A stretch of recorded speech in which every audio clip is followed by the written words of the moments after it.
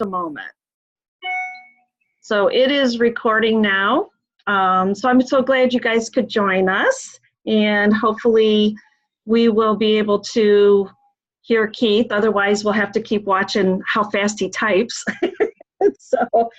But anyway, so tonight we are going to do follow-up and hostess coaching and try to fit all of that in our free 45-minute time frame. So with that being said, I'm going to turn this over to Shannon and let her lead us off with follow-up. Okay? Can you, I hope I'm not, hold on.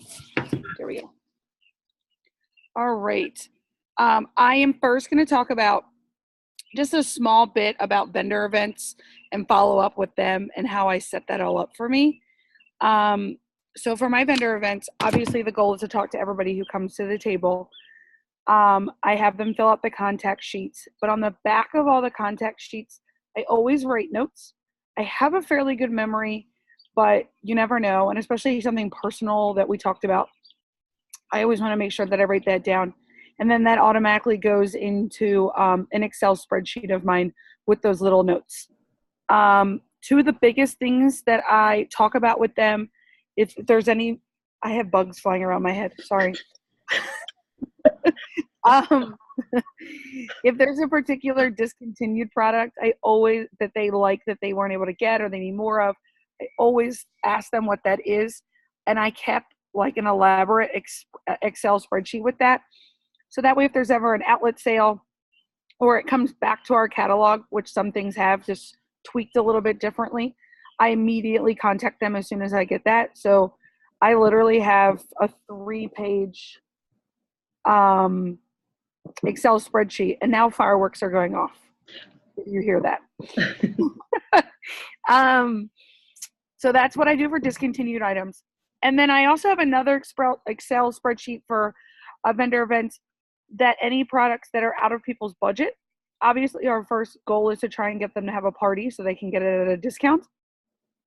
But if they're not into the party, I always keep their list of what items they were interested in but out of their budget. So that way, if it's ever a monthly special, I contact them right away so I can add that to another party and whatnot. So those are my two biggest Excel spreadsheets that I have. So that's pretty much the gist of the vendor event, obviously. So for parties and orders at checkout for a party, I immediately ask them, whether it's a Facebook party or an in-home party, if they like text or Facebook Messenger. I don't give them another option. Personally, I have a really hard time getting on a phone with a little one in the background, and it is super distractive. So I immediately find out which one of those two are better for them. And also, a lot of times you can see when they've seen it. So if they're ignoring you or not, I'm not going to push trying to contact them if you see you're being ignored. Right. Immediately after I ask them that question, no matter if it's a Facebook party or an in-home, I ask 4 questions. If you follow Facebook 101, I took the 4 questions and it definitely has changed my business. Or come back to the vendor events. Okay, I will come back to the vendor event. I immediately ask 4 questions at a checkout. I ask the hardest question first and I end with an easy one. My first question is, do you want to join my team? That way, at least I know where they stand. They could be a maybe or not right now. So that way I can put them into my binder that I will talk about in a bit here. So I know where they stand on that question. The next question is, do you want to host a party with me? I know where they stand at that point as well. The third question I ask is, do you want to join my VIP group? And if they say yes, which 99% of the time they do, we do that while we're with each other. So that way they're doing it right then and there's no issues. And that way we're definitely in contact even more. And the last thing I always just ask is, did you have fun tonight? Just want to know and see if there's any changes or anything that they would change to my party, or if there was something that bothered them. So I always like to have the feedback of the customer right away. So I'm going to go onto my binder system. I have a small binder. I don't even know what you call these. They're literally maybe a foot high.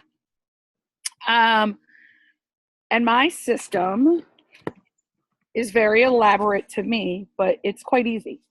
So I have I have 5 tabs. Do you ask these questions? Yes, I asked them on Facebook questions as well. Okay. Because I obviously saw they were part of the Facebook party. So I'm able to contact them. Keith left. He'll be back. The first binder I have, the first section of the binder is a shipped section. So the minute an item is shipped from a party, whether it's direct ship or the party, a thank you card is going in the mail. I have my own made up that I had designed for my business. But before I did this, and this is why I like talk about it, is I used to just use generic ones and send in the mail. I do personally like sending them in the mail. I feel like it's a practice a lot of people don't do anymore, but I would completely understand people not liking to spend the money in the business, if depending on how well their business is going. So I do the thank you card that's shipped out as soon as it ships. That is in the mail to them that day, if not the next day. So they're getting it around the same time that they're getting their shipment. The next section that I have is 2 days after I know that it's been delivered. I am known to be the stalker of UPS and see when it's delivered, and I will contact them, and I will just make sure that they've gotten it, because some things do get stolen off of packages stolen every once in a while. But I also ask at that time, do you like the pattern and the personalization? I want to, because they may have not seen it in person, especially if it was a Facebook party, and I just want to make sure that they're happy with that. So that's my next section. My third section, time I contact them is 2 weeks after they've gotten their delivery, and I just want to see if they've used it and is it meeting the needs that they bought it for. It's good to have UPS account too. Yes, because sometimes I'll put a party in my husband's name and I'll forget, and I don't get notifications for him. So I really do have to stalk UPS. So 2 weeks after, I'll just make sure that the needs were met of the product that they wanted, because obviously there was a need they wanted that product for. So just trying to help them there. And the last time that I will contact them is 2 months after the order was placed, and I will be sending in the mail another form, the 90-day reminder, warranty reminder. So that leads me to my next section, my binder, that if there is any warranty issues, I do put their slip in there. So that way I'm keeping track of it to make sure that the warranty issue is taken care of. Another section I have in here is potential party host, people who said they wanted to host at some point, and also anybody who potentially was a maybe or not this time for becoming a team member of mine. My next follow-up topic is on the new catalog time. I make a Google survey for people to ask them about hosting with a party, if they want a catalog in the mail, if they want an e-catalog, and all different options. I will send this to all of my customers that are in my back office through MailChimp. The reason I use MailChimp over our back office is because we used to be able to see the activity reports, and now we can't. And I want to know that it was opened and that it actually went to somebody. Anybody that had ordered in the last catalog that I hadn't heard from through the survey, I will send them in the mail. I know that gets costly. That's just something that I do from my last company I used to work for. We send out one for every catalog. So that's just a practice that I'm used to. So that's just something that I always recommend, but obviously you run your business how you want on that one. So the ways that I enforce my follow-up is each night on Sunday through Wednesday, I make a list of 3 people that I need to contact from my binder. Whether it's the 2 weeks follow-up, the 2-month follow-up, the 2-day follow-up, whatnot.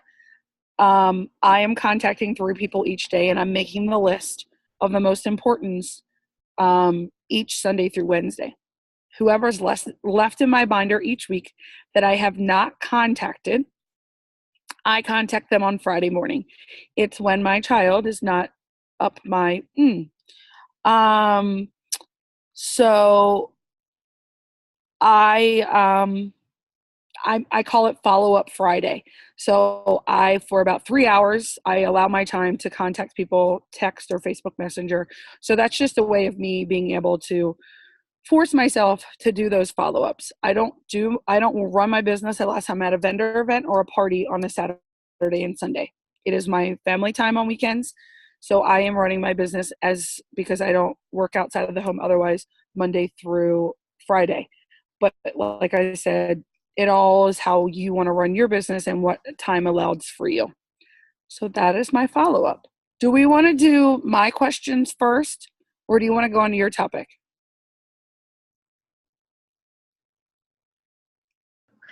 Go ahead and do your questions, Shannon. Okay. Come back to the vendor event later. I know this is about follow-up, but what's your strategy for getting bookings? Okay. I guess we could do a whole topic on bookings. That's true. I could go for hours about that. It's good to have. I've answered all the questions that are on here tonight, but obviously people can post under there when we post the recording on the Facebook page. Sure. So it's up to you for hostess coaching. Okay. Yeah, and certainly, Katie, just jump in there if there's something you want to talk. Just let us know that that you want to talk. There's just the three of us, so I'm thinking we should be okay as far as sound, that type of thing. So I do have a question for you, Shannon. So when you're doing your contact sheets, then you're not just letting those set out for people to fill out, you're actually handing them and filling them, getting them filled out. Okay, so it's not just... Yeah, so one of the biggest things at a vendor event, I think my director taught me, or I that's actually where I met my director with another company. We were tables next to each other. And we kind of did something similar, but what she taught me in 31 World is to always have a crossbody in front of you on your body. And in there, you would have the contact. We just buy the ones from home office and a pen, and your business cards are also in there. So Okay. that way, and the mini catalogs are also in my crossbody. So that way people aren't just coming to your table and snatching them from you and you don't ever get their info. So in my rule book, even when I'm out in public, I put little sticky notes for when I'm out in public, not at a vendor event. And I will make people give me their contact info for them to get a mini, because there is no point in me just throwing a mini out there or a catalog to somebody and I don't even know how to get a hold of that person who I just gave my info to, because 9 times out of 10 they're probably not going to contact you. They're just going to go on and look for, it could be somebody else's home office lead a couple months later. Okay. So I always keep the minis, a pen, a contact slip, and a business card in the front of the crossbody at a vendor event. And that way I'm able to talk to everybody, and especially those big ones, like you're really hitting it off with somebody, just having a natural conversation. I will immediately pull out my slip to get their info and go from there. Okay, well, that sounds good. Thank you so much, Shannon.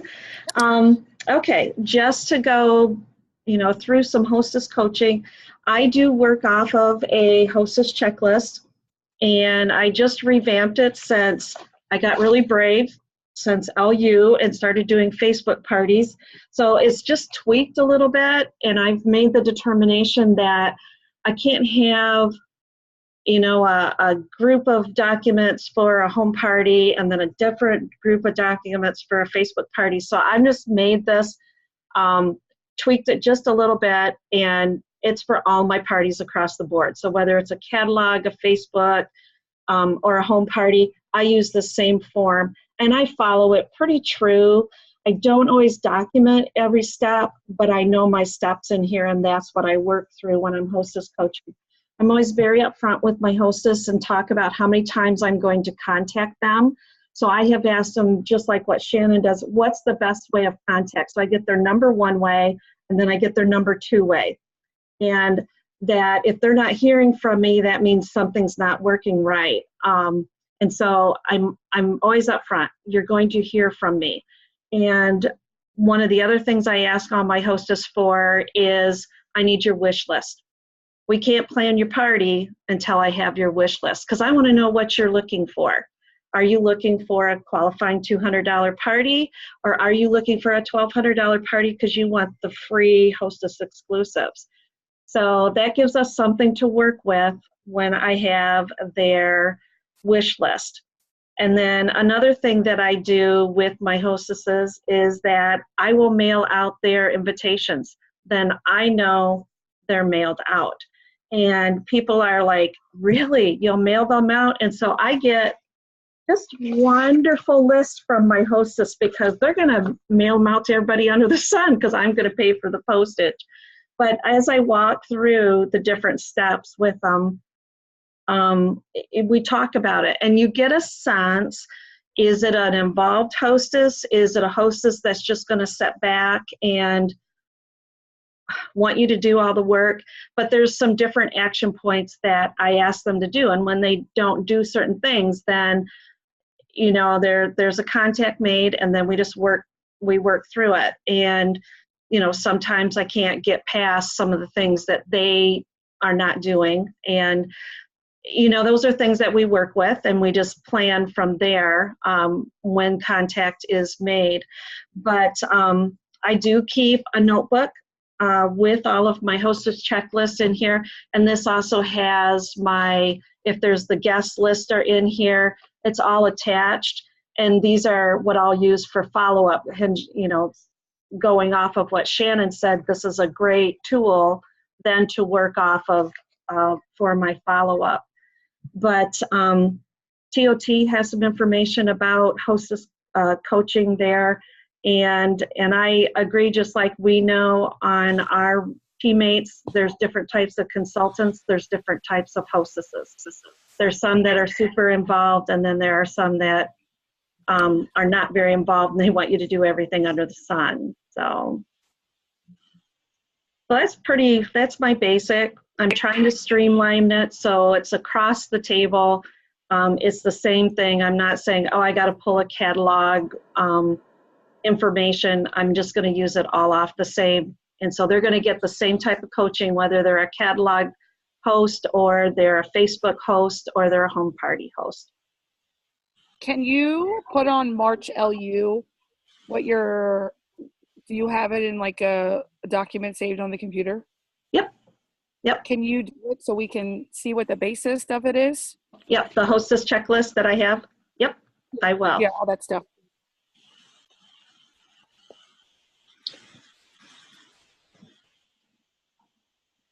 You want to say something, Katie? I was just going to tack on, and as you guys are talking, I've been looking for where I put this bullet point, because I didn't even think about having it in front of me before this call. Sorry. I have a list of 5 challenges that I always kind of use as a supplement as my hostess coaching. It's sort of in addition to the way that you introduce what the party's about and how you're going to, like, basically everything that you said, Nanette, in terms of what the expectations are and all that. The challenges that I do are ways to kind of boost the party a little bit. And for me, I do 99% Facebook parties. So the challenges are really kind of catered around what they can do within the online party. I used to do more of a multi-day party format, but I've been scaling that back. I think the challenges work either way. It's just that you would condense them. I would usually just try to do one a day, though, to not overwhelm them, so that they're kind of, feeling like, okay, well, that's just one thing I need to do today, no big deal. But they're really basic things, like the first one is to find some images of products in use. Either can give her some, or she can go on Pinterest, or she can go to my VIP group and look for some photos there and post those inside the online party herself, some of her favorite products. Another one is to go back through I'm going out of order, but usually one toward the end of the party is to go back through the posts, make sure that you tag friends that things apply to, make sure that you've at least liked or commented in some way anytime anybody else in the party has commented. So either you follow up with the comment that they've had. So you have to just kind of remind the hostess that she needs to go back in and make sure there's no loose ends of interaction. Obviously, I'm trying to do that as myself, but she needs to do that as well. And all of that just feeds into the whole Facebook algorithm thing to make sure that there's as much activity from her within the event as possible. And I'm just trying to think, there was like... Now, are we all assuming that everyone's still using events? Or are you in a group, Nana? Like, what is the way of the world on that these days? Because I'm so new to Facebook parties and all of the craziness started happening about the time that I got into it, I am in a group, and what I have decided to do is I have a party group. And so I just finished up 2 parties in there, and I will remove those that are not staying in there anymore. And that will be where so I already have albums created in there. I already have different things. And so that's what I'm working with. I'm still tweaking on, I really miss the idea of the RSVP type thing that you can do with events. And so I think that has to do with the sharing of the link. The host has to share the link, and then the approval has to come in, and you're supposed to be able to see how they're joining the group. And, I'm so new to that. Have you had good success with it? Have you had an overwhelming amount of people being joined to it? What's it been like? For me, with my groups, I've done 5 Facebook parties since LU, and I have had pretty well, everybody's been $700 or higher in the parties. One was almost at 1,000, that type of thing. So they've liked it pretty well. Whoops. Sorry, you guys, lost me. We got you here. Yeah. Oh, okay, good. Okay. Good, because I've kind of lost you guys. So there we go. What you're doing with, I haven't switched over to groups yet. We still go back and forth about it. We've had plenty of conversations about this. But I do like that you're removing the guest after the party, so it's not as spammy, I guess. Right. People do keep them open and still advertise to people throughout them all. So you're just having one party, and what are you naming it? It's just party. Time? No, it's just Party 31 style. I went ahead and I used 31 in there without even thinking about it. So I'm like, So I'm probably going to have to do a name change in there. But and because you can share the link in there and all the different things that you can get with the group. So that's how I'm working with it. And after I deliver product to the host on those, I sit down and I'll say, because they all know I'm really new to it. So I said, okay, tell me what you liked about it, what you didn't like about it. And because I'm not really a party person during Facebook party, I don't do a lot of games and things like that. But I tell them up front on it. So,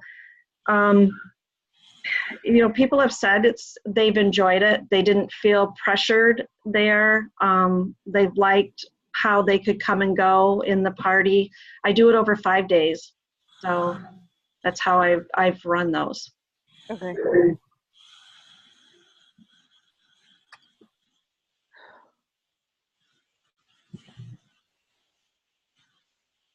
Yeah, I've attempted the Amazon party style a couple times. The few times I've done it was kind of around the holidays, and it worked out pretty well, but it didn't stick to it. I've kind of learned that you always kind of have to be adaptable because, things change and evolve. But basically what I would do is I would make like 6 posts that kind of describe everything in general, like what the hostess or what the customer specials are, what the new products are, what the, staple products are. And I would get that all up inside the event first. And then I would have my hostess invite everybody.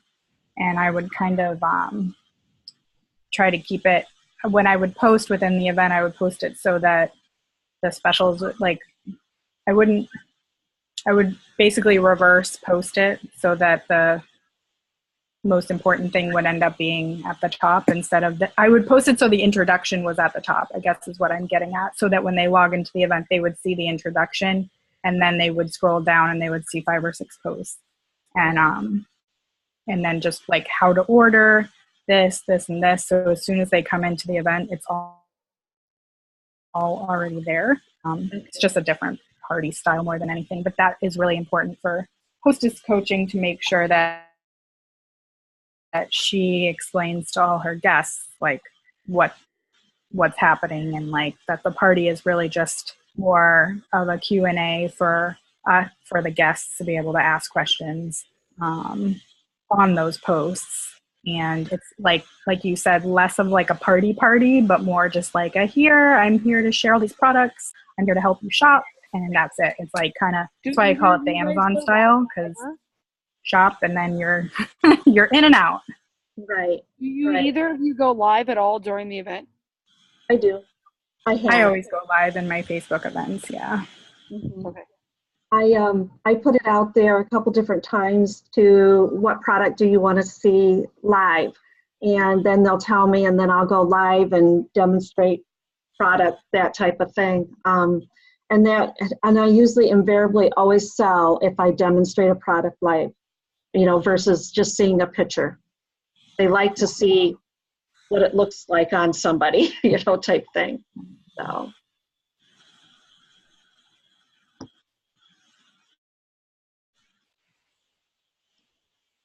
Well, we are looking at 7 minutes left. I love what you have shared, Shannon.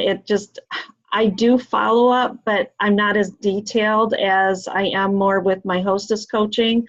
And that's where I'm at the point now of trying to get things back on the schedule. So I know the follow-up's got to come in order to get things on the schedule. Mm-hmm. Since I've changed, I've definitely tweaked it in my years of being in direct sales. And since I've changed it, probably since LU, I've had at least 1 to 2 parties every month. And I don't book ahead. I shouldn't say that. I don't book just 1 month ahead. I book in a calendar year. Okay.